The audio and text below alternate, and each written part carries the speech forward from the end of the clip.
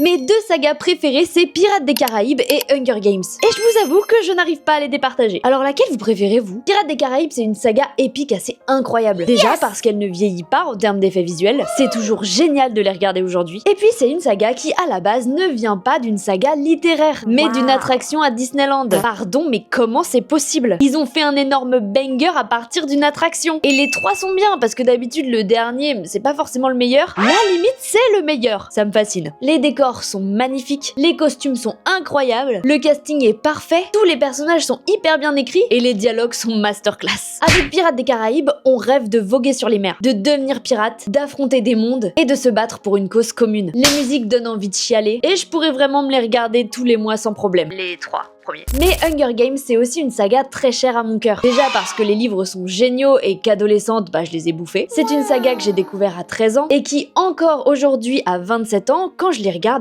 ça me fascine. Pour son aspect politique propre aux dystopies. Parce qu'il y a énormément de choses qu'on ne comprend pas quand on le voit à 13 ans, mais qu'on comprend mieux quand on le voit à la vingtaine. Aujourd'hui, quand on regarde Hunger Games, c'est difficile de ne pas penser à la situation politique mondiale actuelle. Et c'est ça qui est fou. Et même tous les livres et les films qui ont été rajoutés ou qui sont en cours de production depuis les 3 premiers livres et les 4 premiers films, ils sont quand même bien, alors que ça aurait pu totalement se casser la gueule. Et pourtant l'histoire elle est horrible, hein. Elle donne pas du tout envie d'être dans leur monde, contrairement à Pirates des Caraïbes. Mais tous les films sont hyper intéressants à analyser pour leur sous-texte, même dans les chansons. Et ça je vous l'avais déjà dit parce que j'avais fait une série de vidéos pour vous expliquer les significations des musiques dans Hunger Games. Dans la liste de lecture tu peux aller voir. Ce sont toujours les détails qui comptent. Encore une fois, les musiques sont dingues et elles me donnent aussi envie de chialer. Bref, je n'arriverai sûrement jamais à faire mon choix. Mais si les studios pouvaient nous refaire des sagas emblématiques comme ça, ce serait génial. Et toi, c'est quoi ta saga préférée?